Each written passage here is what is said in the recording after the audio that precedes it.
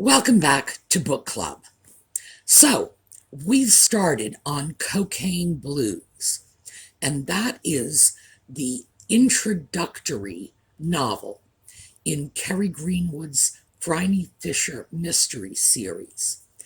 And we chose this because it was a good counterpoint to The Murder of Roger Ackroyd, which we have just finished by Agatha Christie. And we'll get into the whys and wherefores in a minute when we come back.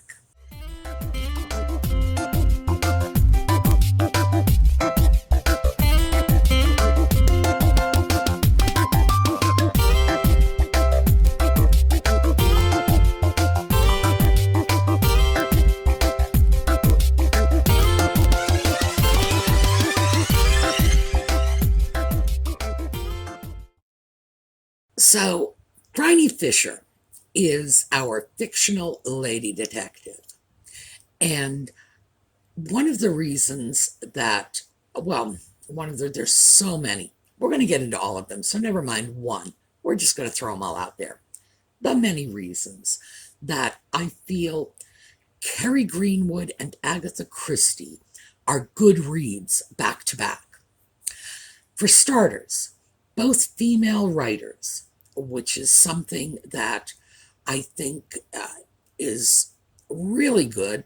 There was a time when you just couldn't get the work of female writers. I can remember when I was in college, little digression, I had a literature professor who was female, and we were doing older literature, medieval literature, and she was frustrated by the fact that everything we were reading was written by men, and she made a great point of throwing the work of Marie de France in there, one of the few medieval female writers.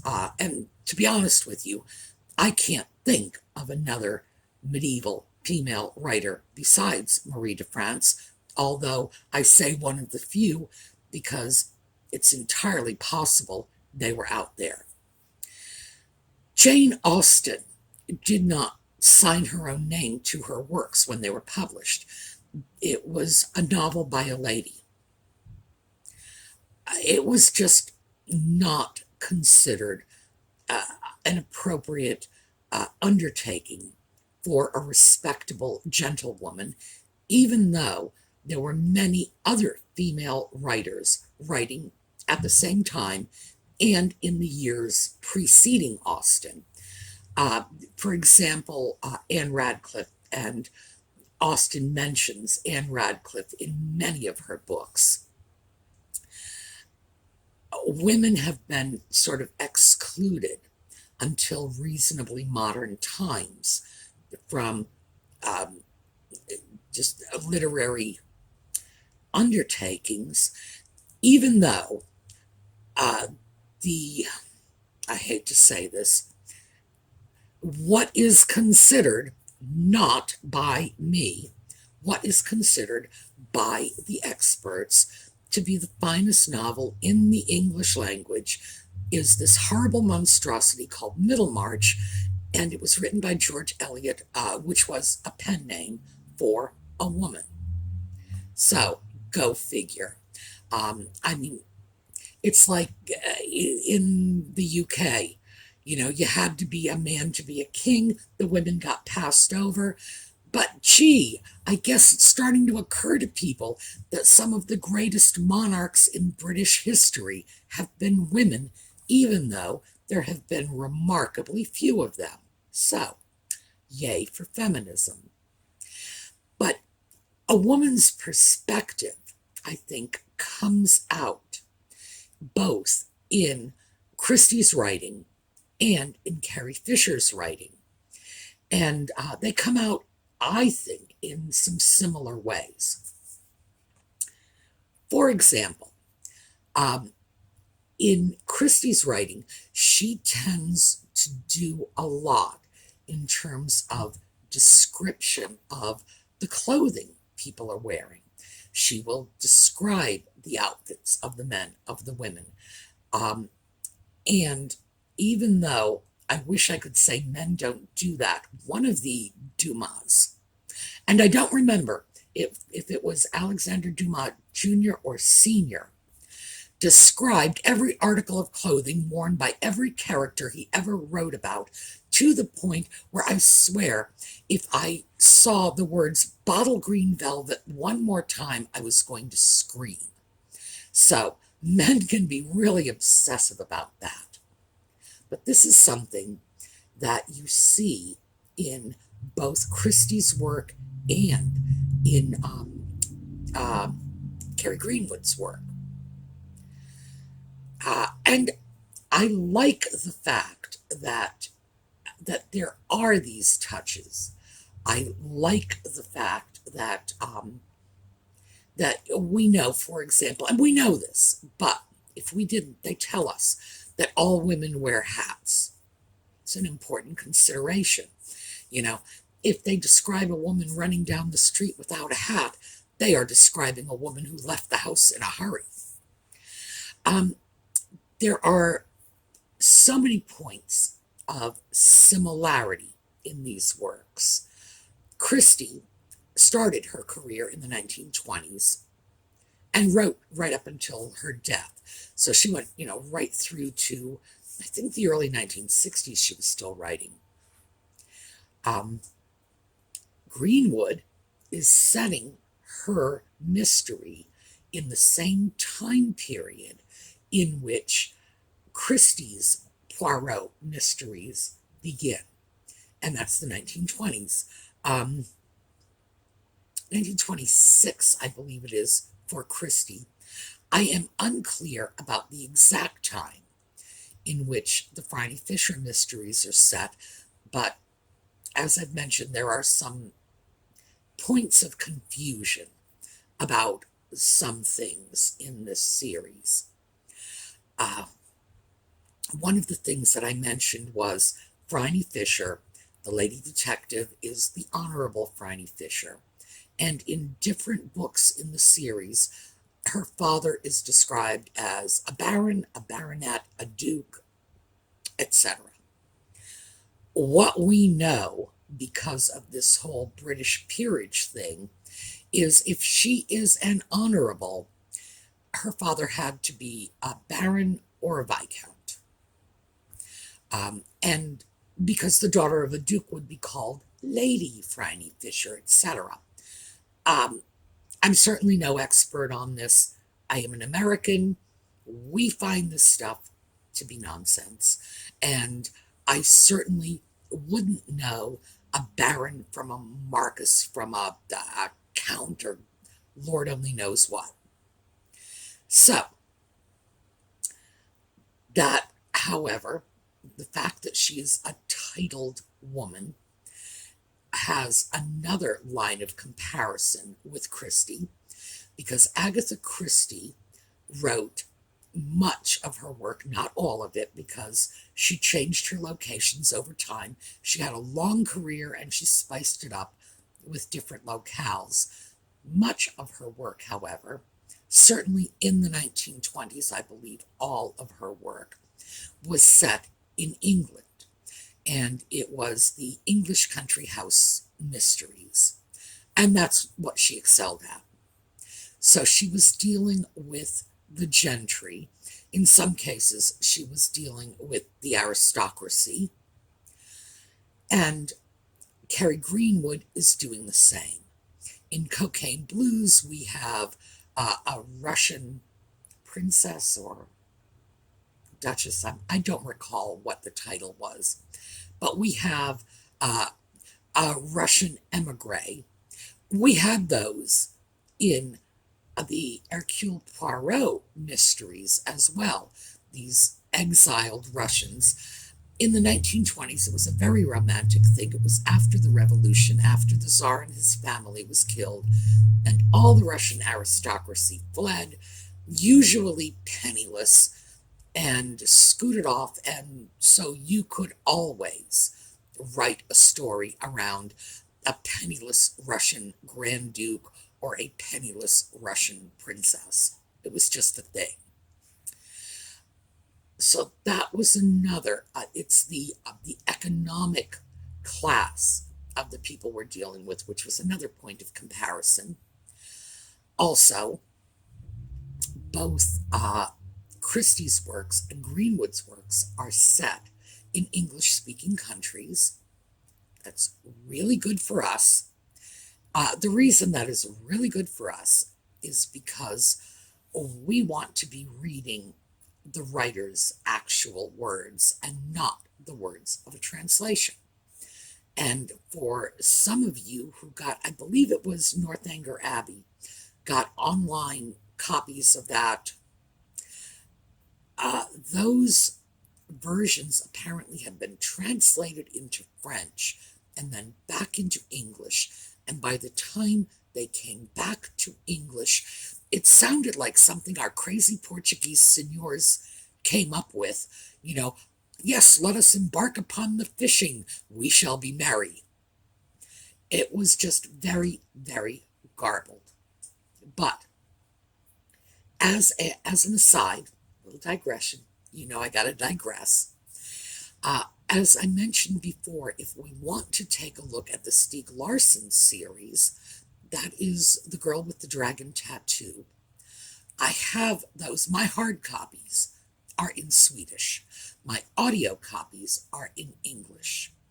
And I will listen to the book in English and read along in Swedish, and I can vouch for those translations. The translator is very good, for one thing, and Swedish is a very, very easy language to translate into English. Both Germanic languages, you do not lose the nuance. They really translate beautifully back and forth.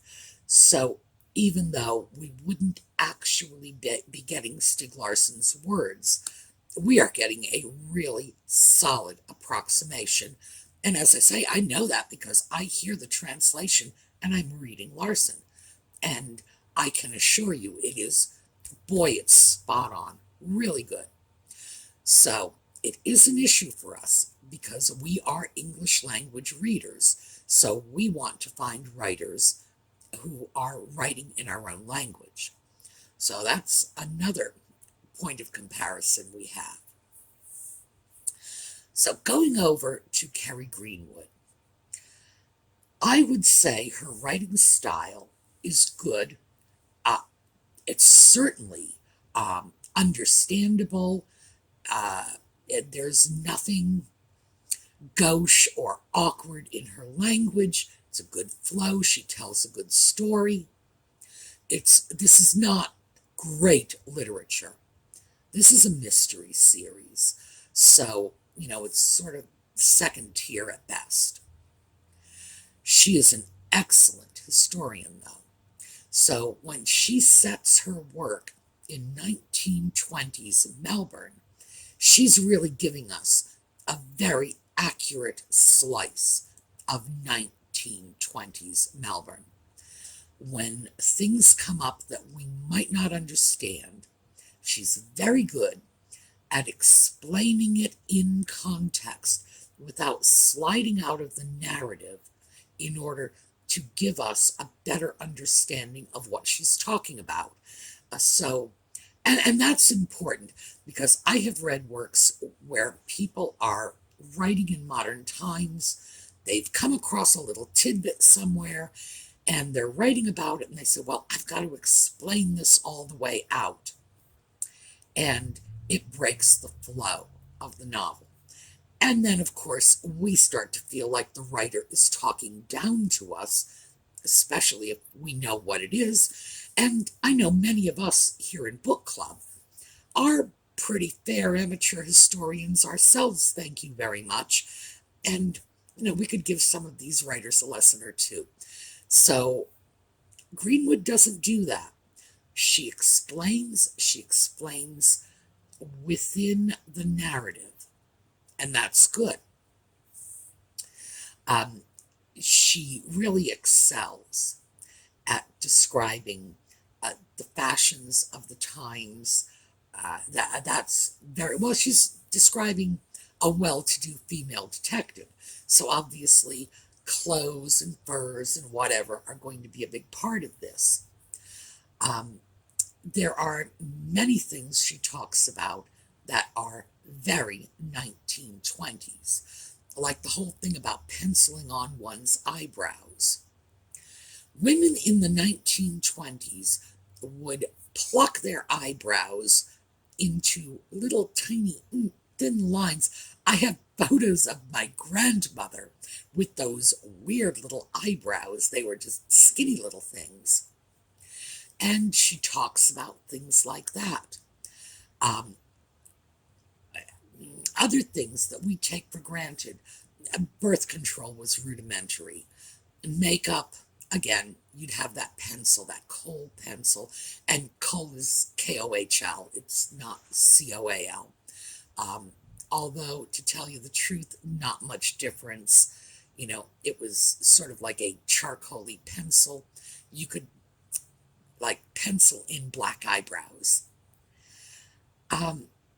Other things that she gets into specifically in Cocaine Blues that I think are really worthwhile to mention was the difficulty of the character Dr. Macmillan, the trouble she had trying to get into medical school in Scotland, for one thing, then trying to practice in England, in Scotland, going to Australia where she thought she might have an easier time practicing medicine, and just the general difficulties she had as a female doctor. In the United States, we didn't see quite so much of this. For us, in the early part of the 20th century, female doctors tended to be less freakish. I'm not going to say that, there's a female doctor on every street corner, but it was not as difficult for women to practice medicine here, especially if they were practicing in the areas of obstetrics or gynecology, the traditionally female realms.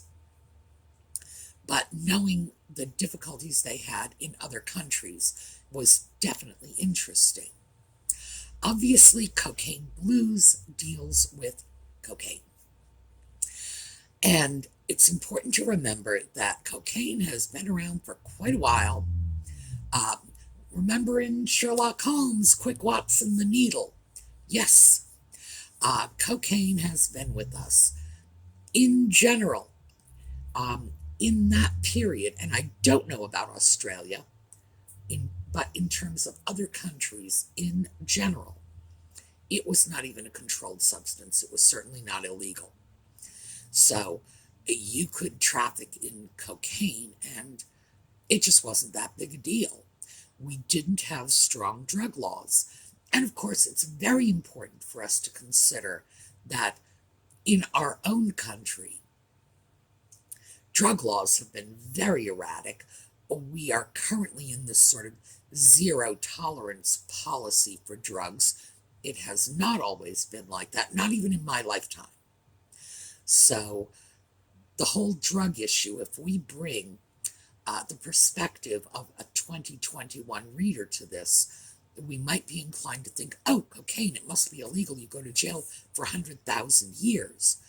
No, they probably got you on tax evasion or illegal importing of medical goods rather than drug trafficking, because drugs, like I said, it was different then. What else about this? Well, I guess that's sort of catching the high points, so to speak. The Phryne Fisher series is fun. I throw it into the category of railway reading. Those are the books you pick up at the train station, and you read when you have a long train ride ahead of you. Airport reading. Grab it at the airport and take it along on the plane with you. Generally light, non-demanding fare, but still engaging, interesting, in the earlier books, I would say, even though there was plenty of gratuitous sex, it's not quite as excessive as it is in the later books, where the sex goes from gratuitous to downright weird. But hey, I'm the first to admit that I am a 66-year-old woman, and I have different attitudes about this sort of thing than the young people do. But also, I will say that even though I tend to avoid books that are too blatantly sexual, it's mostly because they're written by men, and men don't have a very good understanding of sex. And you read the book and you just want to write them a letter saying, do you understand that really doesn't work? All right, well, we're going to be finishing up with Cocaine Blues next week and selecting another book to go forward with. What I was thinking, because I've thrown this out before and it did get some positive feedback, maybe we'd like to hit Ivanhoe. We'll go over to a male writer writing in the UK about, in effect, the whole era of Robin Hood legends that we all grew up on. And Walter Scott was the one who brought that whole Anglo-Saxon warrior culture back into the forefront of the English consciousness with things like Ivanhoe. He was basically an Anglo-Saxonist, as was, by the way, J.R.R. Tolkien, who was also a linguist.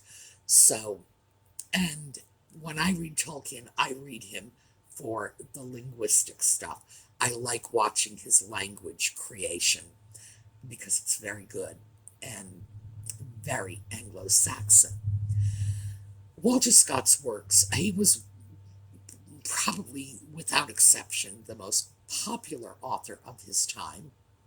A fan of Jane Austen, which always ranks you high in my good books. But much of the sort of romantic medieval fiction that we grew up on, having been born into the mid-20th century and growing up in that period, we all owe that to Walter Scott. So consider Ivanhoe. If you have other opinions, please throw them out there. But remember, 2020 was a lousy year. We want things that are cheerful and don't have dark themes. When we're ready for dark themes, maybe we'll take a look at Robert Galbraith. But because, as you all know, that's a great favorite of mine. I love J.K. Rowling, and her Robert Galbraith novels are terrific. All right, I will see you all next time. Tomorrow morning, we're going right back into thrifting videos. All right, have a great day.